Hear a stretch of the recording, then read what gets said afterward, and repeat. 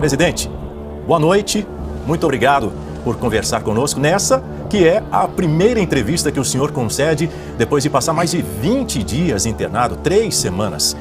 E eu quero destacar na minha pergunta, porque é um fato que repercutiu no mundo todo aquela imagem de uma oficial de justiça no quarto de UTI para entregar a intimação do ministro Alexandre de Moraes para o senhor. Então eu quero saber do senhor, quero que o senhor abra o coração para a gente. O que passou na sua cabeça naquele momento? O senhor esperava que isso pudesse em algum momento acontecer? O senhor sentiu raiva, sentiu mal-estar? O fato é que, inclusive, depois desse episódio, teve uma piora no seu estado de saúde, que acabou, inclusive, sendo motivo para prolongar a sua permanência no hospital. Bem-vindo. Boa noite, obrigado pela oportunidade. Eu que agradeço a Oeste, Augusto Nunes e toda a sua equipe. Até um dado momento ali, eu alterei a voz porque tinha uma pessoa e queria que eu parasse de falar porque a pressão estava subindo, né? E eu peguei, falei um pouco mais áspero, né? Porque eu não podia deixar de falar naquele momento. Fiquei sabendo, a oficial de justiça já estava me procurando lá pelo hospital. E daí ela acampou na porta da UTI. Mandaram uma mulher, talvez pensando que eu pudesse aloprar com uma mulher, né? Tá vendo? Brigou com a mulher, certo? Mas e botei 2 pessoas para filmar. E quando ela adentrou, eu comecei a conversar com ela, tá? Eu sabia que ela estava cumprindo a missão dela, mas ela sabe a missão dela, porque está na lei que em situações críticas como essa eu não poderia ser citado. E eu conduzi a conversa para que ela dissesse quem mandou ela lá. Ela falou Supremo, o Supremo não manda ninguém lá, o Supremo é um ser inanimado, né?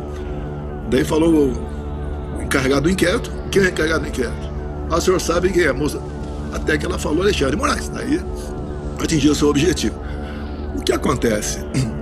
Ela falou também ali que eu já sabia, né, que ia ser citado. E a imprensa toda já tinha dado conhecimento sobre isso aí. Mas essas citações aí oficiais é via advogado, não é via um órgão de televisão, um jornal, seja lá o que for. Mas o mais importante foi para mostrar que o que aconteceu é algo anormal. E a questão, ela falou também que o advogado ia responder. Não é o advogado. Eu respondo junto com o advogado, eu acompanho o processo. Antes dele encaminhar a defesa, eu dou uma olhada no processo. E muitas vezes não é dar uma olhada assim, por alto, de forma superficial. Apesar de eu ser excelente, meus irmãos são excelentes pessoas, né? E o prazo 5 dias. É igual lá atrás, quando eu tive 15 dias para responder. Dentro dos 15 dias estava incluído o carnaval também. Ou seja, eles estão com a sentença pronta e estão tentando ganhar prazo. E a justificativa é julgar esse ano, setembro, outubro no máximo, me condenar a 38 anos de cadeia, que está previsto, para não atrapalhar, não contaminar o processo eleitoral. Agora, o que eu tenho feito, né? Tenho procurado vocês, né? Obrigado pela oportunidade mais uma vez. Vou falar com mais órgão de imprensa semana que vem, com toda certeza, para te mostrar à opinião pública o que está acontecendo. Que tentativa de golpe é essa, né? Quando eu passo o comando nomeio os comandantes de força, no meu mandato era dos indicados pelo próprio eleito pelo TSE, o Lula da Silva. É onde eu colaboro a pedido do ministro escolhido da Defesa, José Múcio, com a transição, onde eu boto todo o meu ministério para fazer a transição. Ninguém reclamou da transição. E golpe de Estado não é golpe de Estado em Brasília, né? Golpe de Estado é nacional. E você tem que ver como é que fica o dia seguinte. E ninguém dá golpe de Estado em cima de dispositivos constitucionais, como o próprio ex-comandante do Exército meu falou, que foi discutido com ele essa questão de Estado de sítio e defesa. Agora, sítio e defesa está prevista na Constituição. Agora, por que eu discuti esse assunto? Porque o Alexandre de Moraes fechou as portas, acabaram as eleições, ele simplesmente, numa petição nossa, né, ele indeferiu no dia seguinte, nos deu uma multa de 22 milhões de reais, deu por encerrado o assunto. Se nós viéssemos a recorrer daquele arquivamento dele, né, a multa poderia passar para 200 milhões, quem sabe até mesmo caçar o registro do partido. Porque tem algo muito grave que está sendo escondido nisso tudo, né? Foi o processo eleitoral de 22. Tá? Me tira o mandato, a mão pesada do TSE, eu não podia mostrar nada, não podia nem mostrar o Lula defendendo a bolsa, defendendo roubo de celular, imagem de 7 de setembro, eu não podia mostrar nada. Inclusive, né, vocês sabem disso, uma lei eleitoral, para ela ter validade, ela tem que ser sancionada um ano antes das eleições. E as resoluções, até 6 meses antes. Teve uma resolução que foi entre o primeiro e o segundo turno, aquela que a senhora Carmen Lúcia falou, olha, sou contra a censura, mas o momento é excepcional, eu voto sim. E todo o processo, toda essa trama golpista, segundo eles, é em cima da desinformação do sistema eleitoral. Você pode ver, olha só, o Flávio Dino vai me julgar. Olha o que o Flávio Dino disse em novembro de 2013. Flávio Dino, novembro de 2013. Hoje em Recife, vi a comprovação científica de que as urnas eletrônicas são extremamente inseguras e suscetíveis a fraudes. Ué, o Flávio Dino pode desconfiar da urna eletrônica, isso tem vídeo dele, não é nem matéria jornalística, não é um jornal, é vídeo dele, e vai me julgar no tocante a isso. Olha outra fala, tá? Uma pessoa bastante famosa no momento aí, o Carlos Lupe. O Carlos Lupe foi quem entrou com a ação no TSE para me tornar inelegível. Olha o que ele disse numa das inserções, aquele período eleitoral que daquela inserção em 30 segundos que você vê na televisão à noite, né? Ele diz o seguinte, termina o seguinte nessa inserção. Carlos Lupe, sem a impressão do voto, não há possibilidade de recontagem. Sem recontagem, a fraude impera. Ou seja, o Lupe, o Dino, tinha que estar respondendo juntamente comigo nessa questão. Então esse é apenas um chamamento por alto do que está acontecendo. Eu não sou bandido.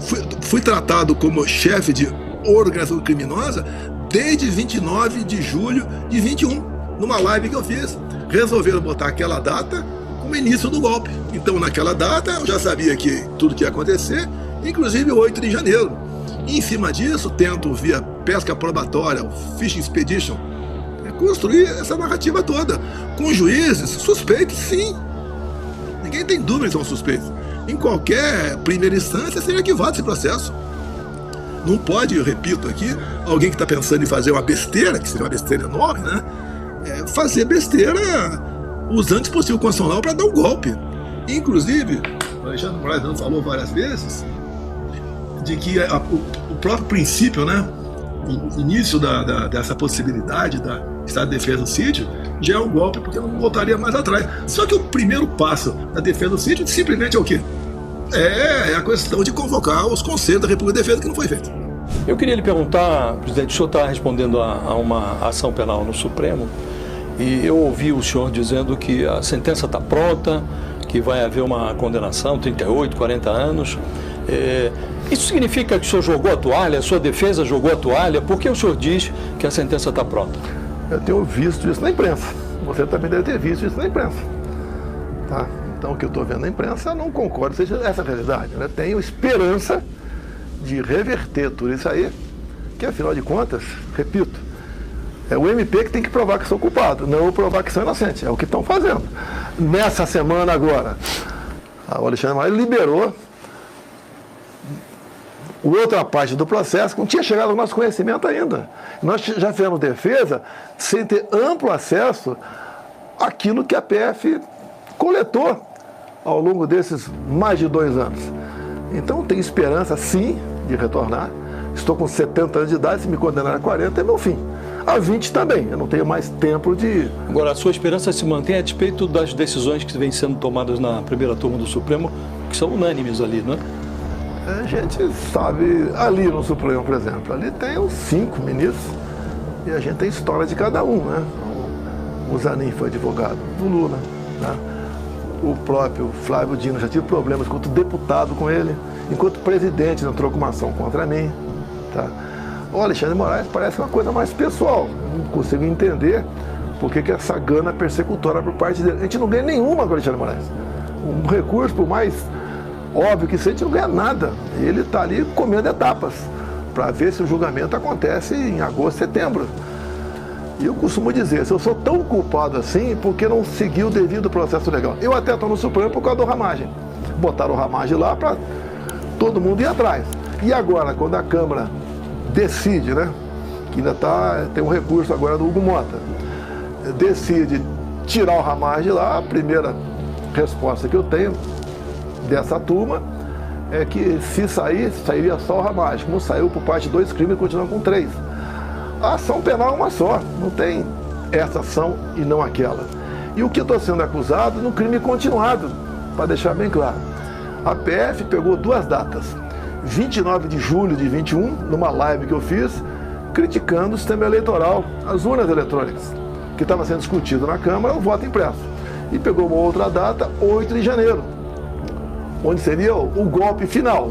Tudo ao longo desse percurso está interligado. Mas agora, se entendi direito, o senhor acha que esse caso do Ramagem, a decisão que a Câmara adotou em relação ao Ramagem, pedindo a suspensão da ação penal em relação a ele, deveria ser estendida ao seu caso também, aos demais réus? manda suspender a ação penal.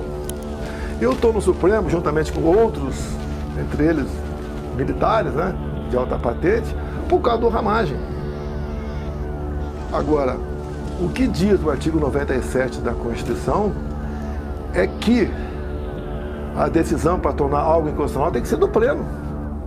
Eu acredito que o Supremo vai reabrir, vai acolher essa O recurso do contestação, esse recurso para o senhor chegou a conversar com o Hugo Mota sobre esse recurso? Porque o senhor esteve com ele. Conversar, eu mandei algumas mensagens. Anistia. Eu mando algumas mensagens para ele, como o artigo 97, algumas informações eu mando para ele.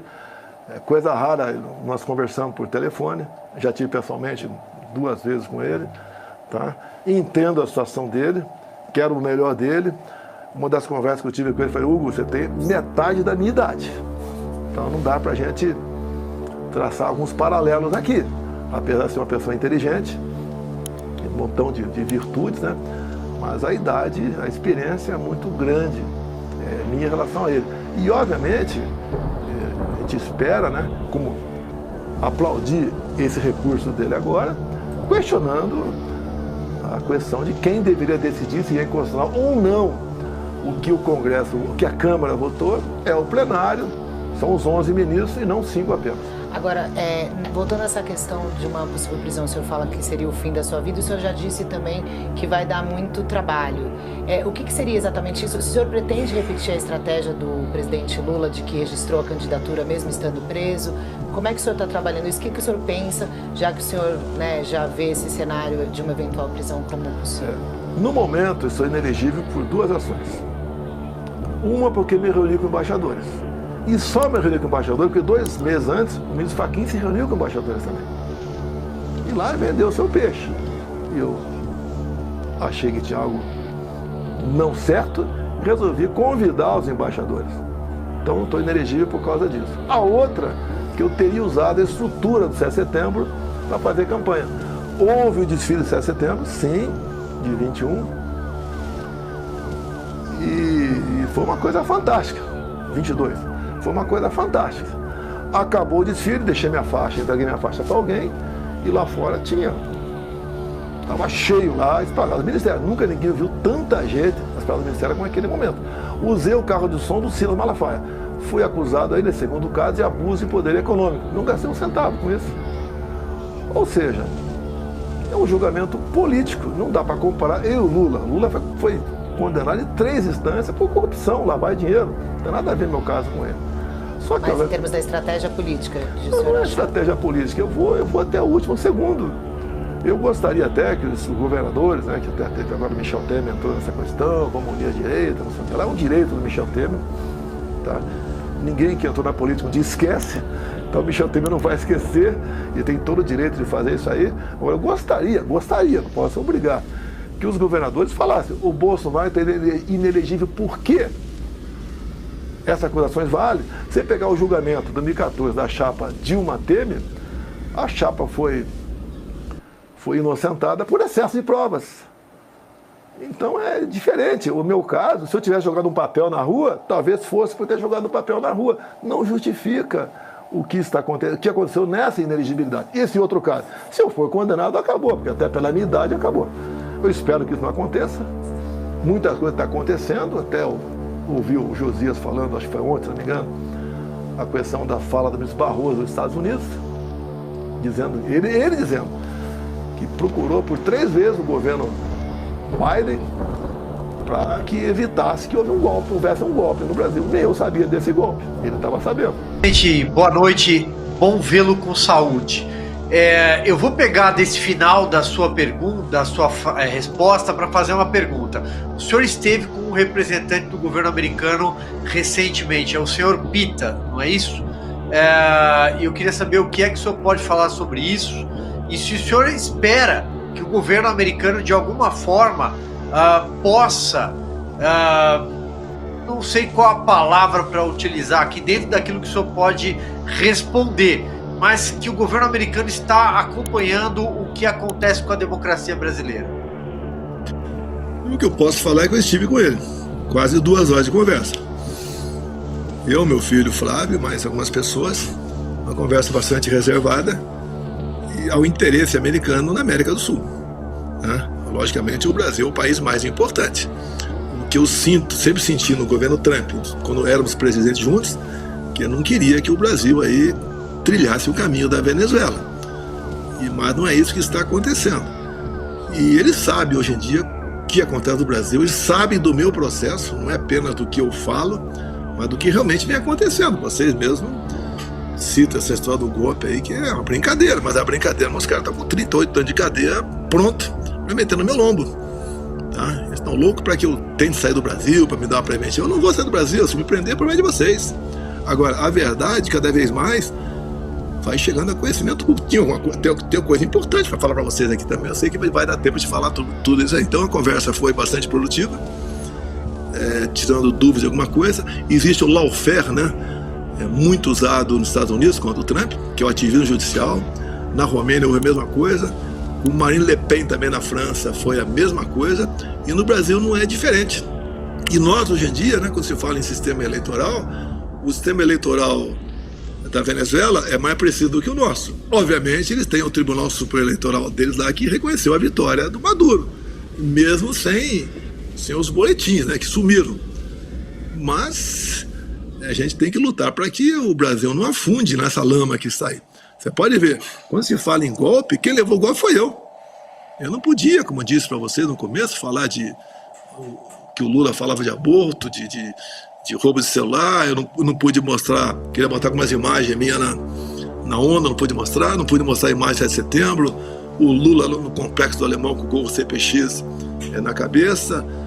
Inclusive, eles davam medidas preventivas, né? Bolsonaro não pode diminuir o preço da gasolina. Eu diminui o preço da gasolina com o parlamento brasileiro zerando os impostos federais e passando a arrecadar mais. Ou seja, toda semana, no mínimo, uma ação contra mim, e o dia 24, 48 horas para responder. Segui, fiz, chateado muitas vezes, mas fiz. Agora, fizeram de tudo para me tirar da presidência.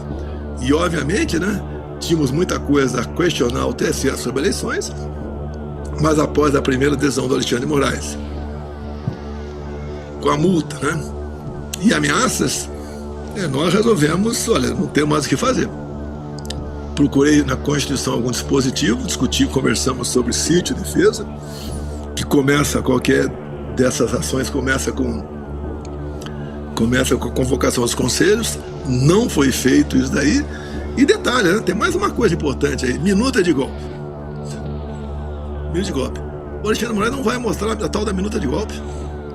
Já disse que não vai mostrar a tal da minuta de golpe. Pô, se teve o meio de golpe, tem que mostrar. Se está no processo, tem que mostrar. E uma coisa gravíssima que aconteceu, gravíssima. Essa eu não posso abrir completamente o jogo, né? Mas a imprensa noticiou que o Supremo anuncia que não vai divulgar vídeos da delação premiada de Mauro Cid por questão de privacidade e segurança dos servidores e juízes auxiliares. Sei sobre isso, sei. Me considero uma pessoa bem informada e tenho gente que me ajuda em vários locais. Mas que vídeo secreto esse vai ser mostrado? Eu perguntaria aos ouvintes nossos, se um vídeo comprometedor sobre o Cid, um assunto qualquer, você pode pensar o que você bem entender. Eles acham que a Polícia Federal do Alexandre de Moraes, via Fábio Schor, ia usar isso para chantagear o Cid ou não? Pois tudo bem, vai chegar, vai vir à tona. Eu não vou botar na minha testa 38 anos de cadeia e deixar por isso mesmo. Eu até digo, né, graças a Deus, tive mais uma sobrevida com meus médicos. 2 estão aqui presentes assistindo essa live do meu lado aqui. Eu já estou no lucro. Eu me considero limitado em muita coisa, mas eu fiz o que tinha que fazer ao longo do meu trabalho como presidente. Foi uma zebra enorme. E uma coisa importante, mais outra coisa importante também. O Alexandre Moraes deferiu o inquérito 1361 de novembro de 2018, que apurou fraude na minha eleição lá em 2018. Agora, os termos desse deferimento, talvez até amanhã eu tenha do meu advogado. É só para eu tomar conhecimento ou vou poder mostrar para vocês? Eu não quero inquérito todo, não. Eu quero 3 páginas. Quando eu mostrar para vocês 3 páginas, acabou essa historinha de golpe. Então o judiciário cresceu muito no Brasil. Tem que haver um equilíbrio nos poderes, tanto é que eu tenho falado muito, né? Me dê 50% da Câmara, 50% do Senado, que eu mudo o destino do nosso país, e mudo mesmo, tá? Parecido com o que ele fez lá em El Salvador, e é por aí. Você faz as coisas, né? Alguns ficam chateados comigo, faz dentro das 4 linhas. Eu não vou dizer que foi erro meu. Eu tinha ministros excepcionais, mas malícia zero. Quantas vezes, discutindo coisa dentro da Constituição, o pessoal ficava preocupado. Eram excepcionais, mas técnicos, e não estavam acostumados a tratar certos assuntos de interesse do Brasil. Não tem como o Brasil não dar certo, tem que dar certo. Até ouso dizer, né, antecipando um pouco ao Trump, quando ele subiu dia 20 de janeiro, ele fez um discurso e botou lá 4 eixos, né, queria seguir. O primeiro era a questão da desburocratização. Nós aqui transformamos o Brasil o segundo país na parte governamental mais digital do mundo. A questão da desregulamentação. O Rogério Marinho, que trabalhava com o Paulo Guedes, revogou mais de 5 mil normas trabalhistas. Ele falou também em choque de energia. O Trump falou que ia explorar petróleo e reservas indígenas e área de proteção ambiental. Nós aqui acertamos, por exemplo, a exploração de urânio em Santa Quitéria, lá no Ceará. Acertamos também a exploração de lítio. Eu sei que lítio não é um combustível, você diz, mas é algo essencial para baterias, lá no Vale de Jequitinhonha. E a última dele é o choque de energia. Ou seja, nós fazíamos, porque eu tinha uma boa equipe. Quantas vezes eu procurava um ministro meu para tomar uma providência, ele já estava com o assunto pronto ou estava em andamento, tinha iniciativa.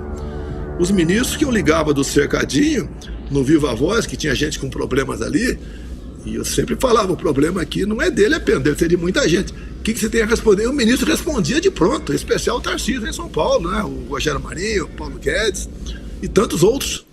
Explicava o que estava acontecendo, porque eu tive a felicidade, não é escolher bons ministros, você pode até escolher, o cara pode não aceitar. É eu escolher e o cara aceitar. Errei alguns? Sim, errei. Tá? Porque a gente não sabe, né?